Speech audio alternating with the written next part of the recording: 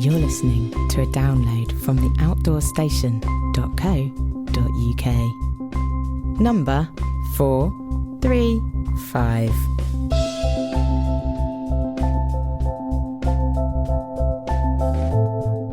Hello and welcome back to part 2 of the 8-part series, which covers my recent 120-mile walk along Devon's coast-to-coast path from Wembury in the south to Lynmouth in the north along the Two Moors Way. In part 1, you will have heard me set off in fine British weather, sample a wild camp on the first cold night, and then arrive late and exhausted at Holne, where I chose the comfort and warmth of a shepherd's hut for what was to become the coldest sub-zero night of the trip. One of the reasons for the late finish was I had arranged to meet Sue Viccars, author of the Cicerone Press Two Moors Way guidebook, at the Holne Tea Rooms. I wanted to get the author's experience perspective on the complete route, partly so I could appreciate my surroundings more, and partly so I could anticipate what was to come as I ambled across this most agreeable of landscapes. So let's pick this up after several cups of tea and a few handsome chunks of cake at Holne Tea Rooms at the end of day 2.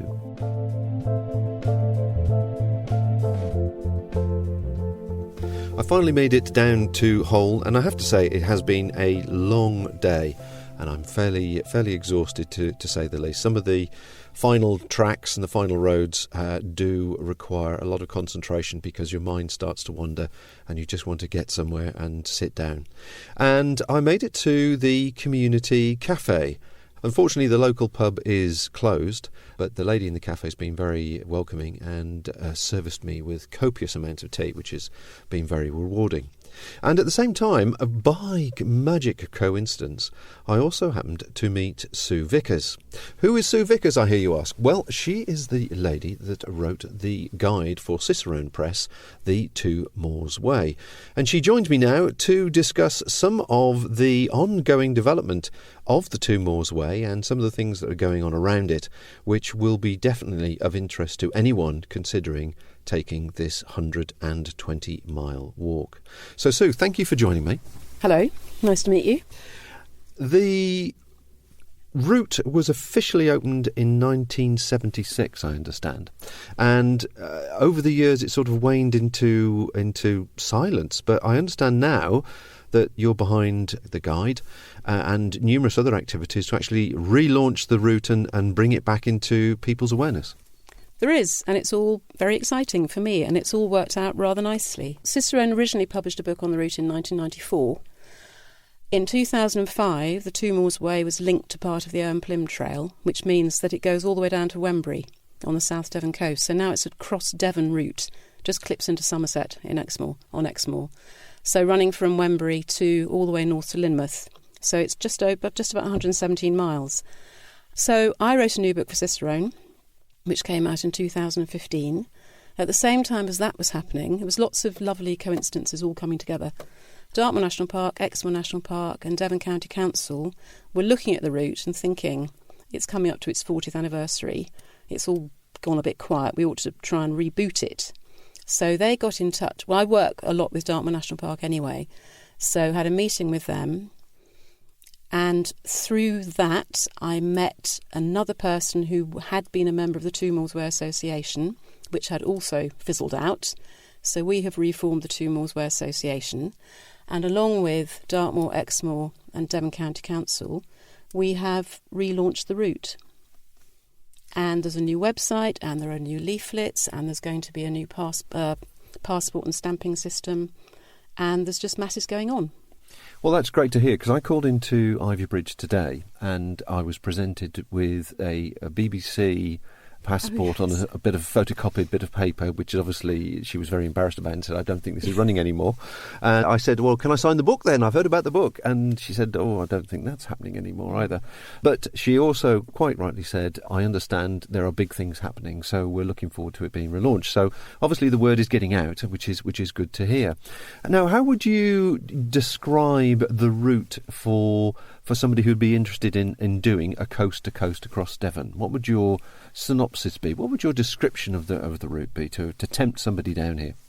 I think people who don't know about Devon walks, they would think of coming to Devon and walking on the coast. Coastal Footpath has a huge number of people coming down every year, South West Coast Path. It goes through a great variety of landscape, which I think, again, would be a surprise to a lot of people who don't know this part of the world, because you've got the sort of rolling, very safe countryside of the South Hams where you start. Then you've got Dartmoor, which is quite a challenge, particularly in bad weather, granite upland. Then you've got 30 miles of mid-Devon, very remote, very few places to stay, very few places to get anywhere to eat. It's not stuffed full of cafes and pubs and all that sort of thing. And then Exmoor, which again is different, sandstone, rolling sandstone plateau. And then you've got the coast at either end. It's a route where, again, it's very important to be prepared. As I said just now, if you're staying on B&Bs and things, you need to book ahead. There's not that much accommodation at the moment, but that's building for reasons I think we'll probably go into in a minute. There are long stretches where you won't go past a pub or cafe. You need to take your food with you. So it's a route you do need to do a fair amount of preparation. In terms of walking ability, it's not particularly taxing, except that there are some long stretches. The one you've just done today, for example, is the most difficult stretch of the walk, and that is 13 miles from Ivybridge to Scorriton and then on to Holne. And you're on Dartmoor, you're out in the wilds very, very quickly. And if the weather is bad or the cloud comes down, you do need to be able to navigate. Even if the cloud doesn't come down, actually, it helps to have map and compass skills. And an Ordnance Survey map, obviously. Well, I experienced that today myself. Glorious day, and I wasn't really paying attention or focusing, and I ended up slightly veering off, and I was a kilometre in the wrong direction. So it happens to the best of us, and thankfully I managed to pull it back. But it's something definitely to be aware of. Now, I'm attempting to try and do this from a lightweight backpacking point of view, and as part and parcel of that, obviously, is wild camping as forms part of it. Now, Dartmoor has a reputation of being friendly towards people wanting to do that, within certain limitations, not understandably. But the rest of the route would appear to be, it's going to be an ongoing struggle to do this correctly in that sort of way. But you're saying things are changing. Yeah, things are changing. There used to be an accommodation listing for the Two Moors Way, which, again, hasn't... When I started doing the book, I tried to get hold of a copy, eventually found one, terribly out of date. Would have been very useful had it been up to date. So as part of the relaunch and the reboot of the whole thing, we've got a new website, we've got an accommodation listing and Google Map on that. People are coming onto that the whole time. So as the word gets out that the route is having this whole new sort of life, people are coming onto that. We're getting many more B&Bs, campsites, hotels coming onto that. So the idea is that people wanting to do the route, whether they want to stay in a nice B&B or in a pub or whatever, or camp, will be able to get that information from the website. But in terms of wild camping, it's important to realise that on Dartmoor, you still can't camp everywhere. I think there's a bit of a sort of misconception that, yes, you can wild camp on Dartmoor, which means you can camp everywhere, but you can't. There are areas where you're not allowed to. Even where you are allowed to, there are rules and regulations still to be adhered to. So anybody wanting to do that on the Dartmoor section needs to look at the Dartmoor National Park website, because all the information is there. And beyond that, at the moment, there are campsites coming onto the website, but it's a question of finding the local farmer, asking his or her permission, and see if you can spend the night in one of his fields. Well, I interviewed one of the rangers from Exmoor last year, and he clearly stated that wild camping was forbidden on Exmoor, which I fully respect. So it would appear that I'm going to be living the challenge over the next week and seeing how we get on from that point of view.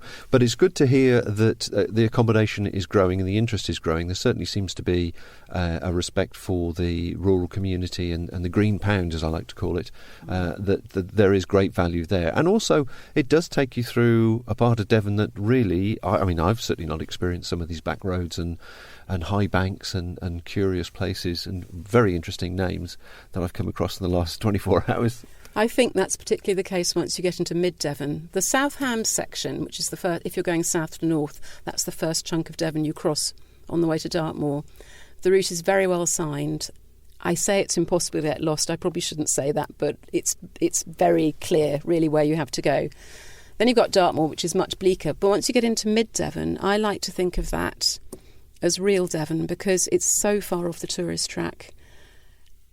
The times I've done the Two Moors Way through that section, I could count the people I've met on one hand, I think. So it's lovely. You're walking. You're never walking on a bare earth beaten path. You're walking through fields, pastures, through woodland tracks, that sort of thing. The other thing that's very nice about the mid-Devon section is that it's largely arable, and you find that just about in every case I can think of, if it's a arable field, the farmer will have left the track open for you. If it goes across the field, it won't be planted, which is a nice feeling.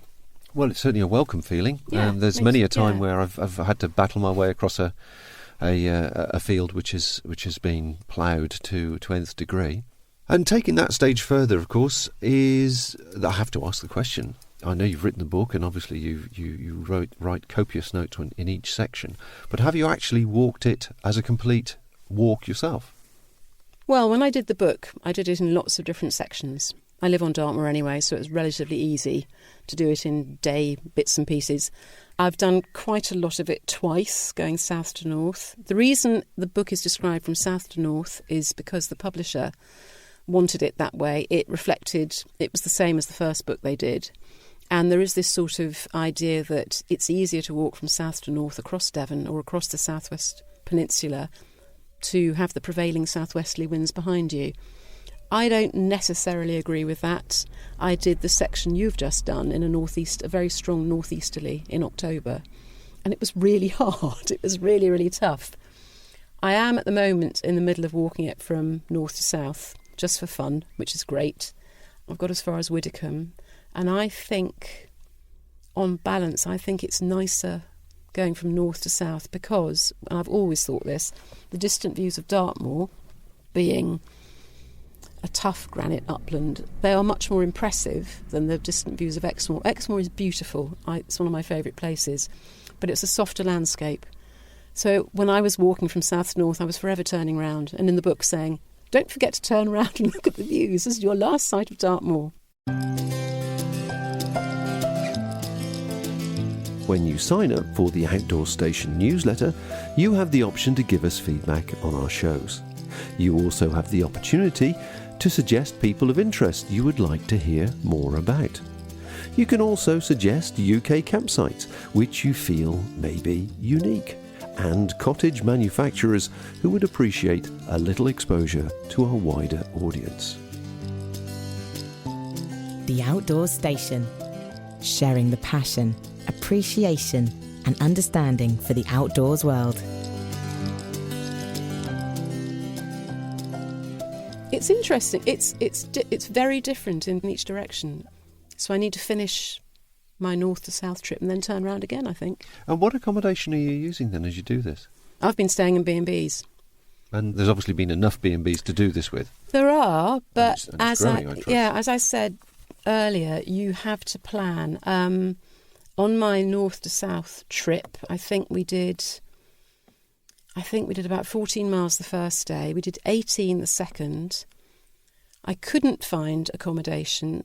I wanted to do about 14, couldn't find accommodation that would make that work, apart from a B&B that was quite a long way off route.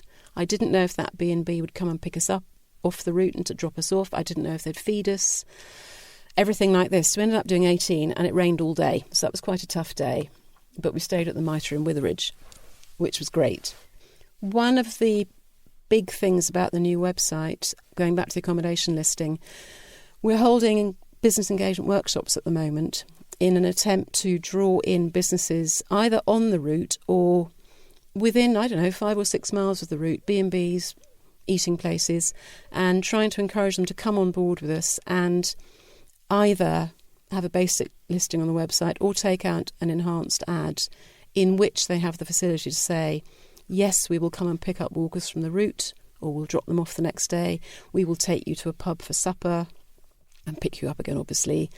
We will give you a packed lunch. We've got drying facilities. We will take dogs or whatever. So I think these business engagement workshops are opening a lot of people's eyes to the fact that the route is here. More walkers will come, we're getting a lot of publicity, and that these businesses can benefit from the work that we are doing to push the route to a much wider audience.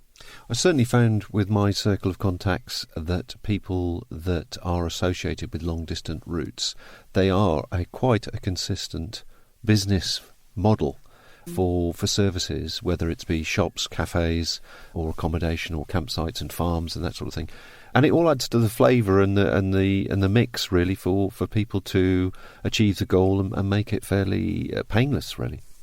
Well, and I think that, walking is so incredibly popular and becoming more so all the time, isn't it, with the health benefits? And yes, you've got to pay for somewhere to stay, but your day is pretty much free.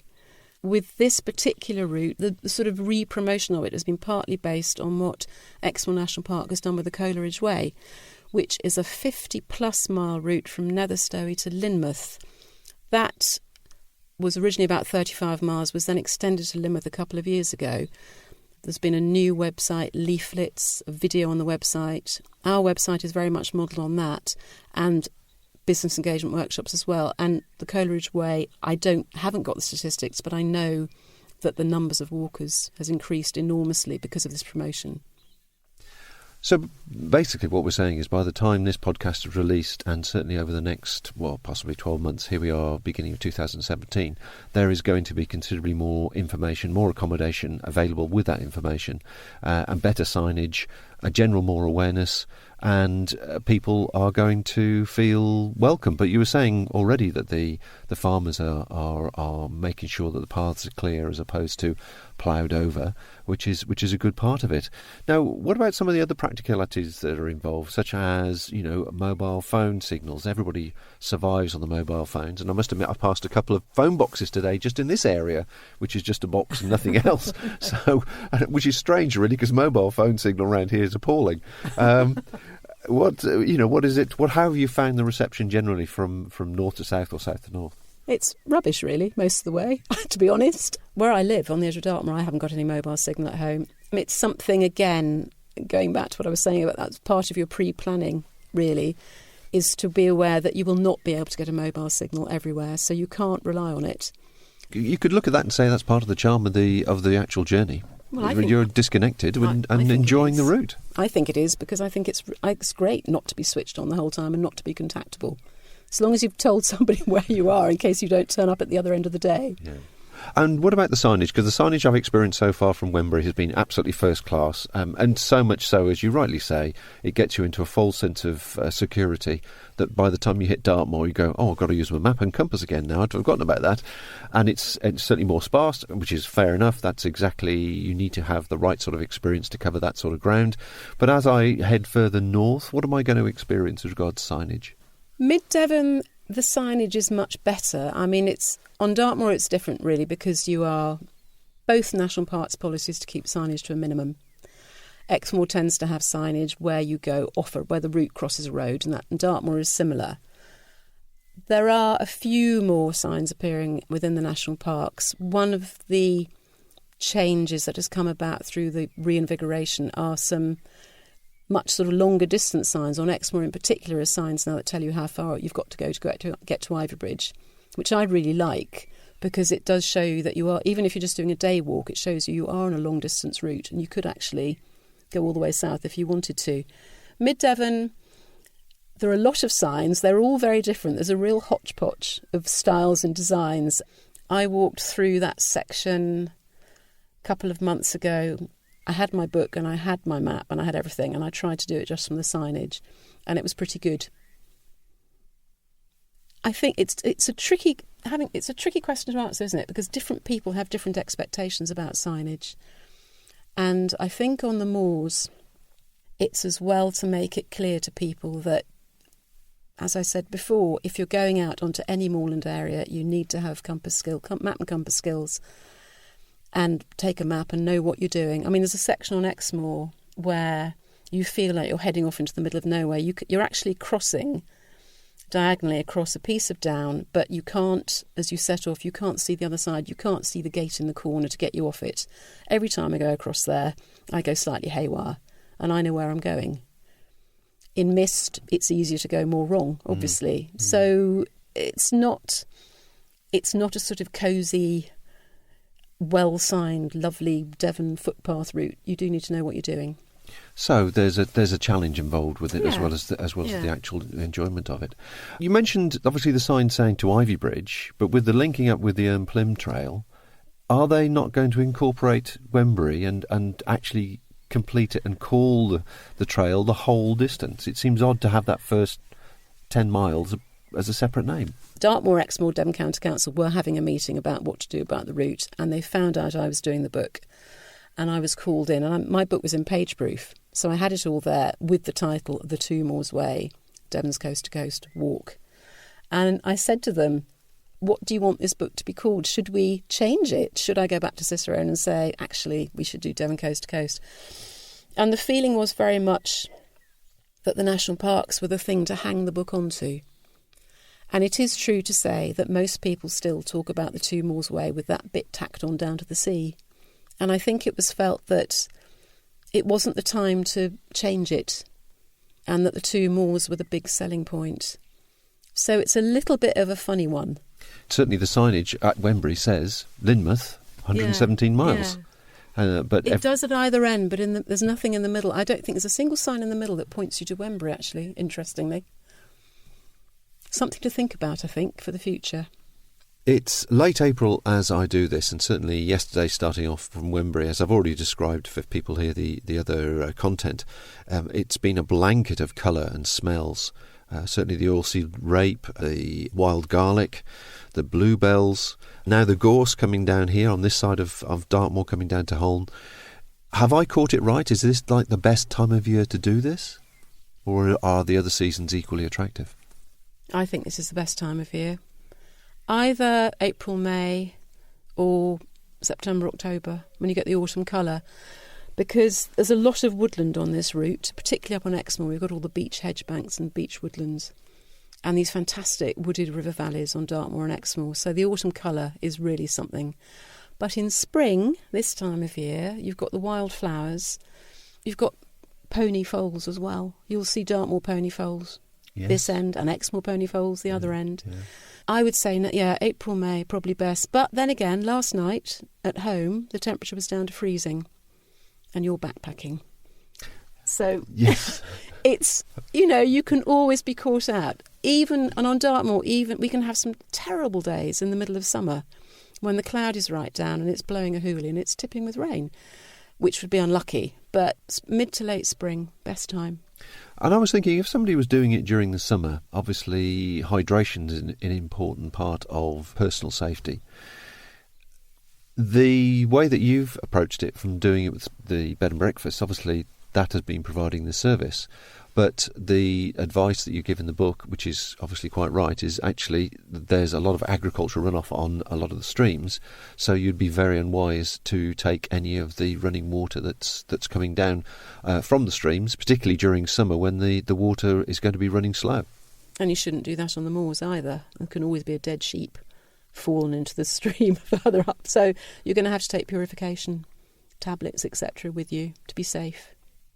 There are a lot of interests associated with any walk, any long distance path. We've already discussed, obviously, the walkers. There's the sort of the rambler type participant. There are also keen photographers, nature watchers. I know there'll be runners. There's a whole gambit of people, I'm sure, that would be interested in this, because it is such a diverse landscape you're walking across, and it is a pleasure. It is a honour to actually do a coast to coast walk. I compare it to the coast to coast walk that I do in Scotland from the west to the east coast, and it is a real eye opener to watch the landscape change beneath your feet and experience the welcome that the area gives you. What you say about the coast-to-coast bit I find enormously important. I know this is the Two Moors Way plus the Plim Trail equals coast-to-coast, but I think there's something hugely satisfying about walking from South Devon to North. And Devon is the only county in England with completely separate north and south coasts, which again gives it a bit of a plus. And I dare to say in the introduction to the book that yes, we've got Wainwright's coast to coast across the north of the country, but we've got a really good one down here too. I think among a lot of the walking fraternity, if I'm allowed to say this, who largely walk Lake District, Peak District, North Wales, Scotland, Devon is, if I can generalise, viewed as very much a soft option, and that there's not that much great walking to be had down here. And I've walked a lot all over the country. I'm a member of the Outdoor Writers and Photographers Guild, which takes me out and about. This has been one of the best walks I've done, and I'm not just saying that because I wrote the book and I live here and I love it. I'm 3/4 of the way doing it again, and I will do it again and again because it's so varied right the way across the county.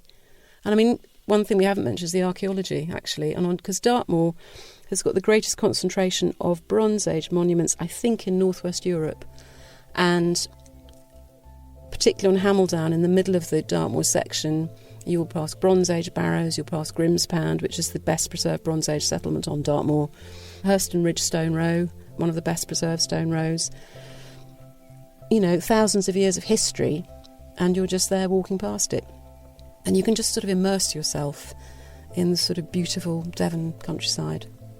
It's fantastic.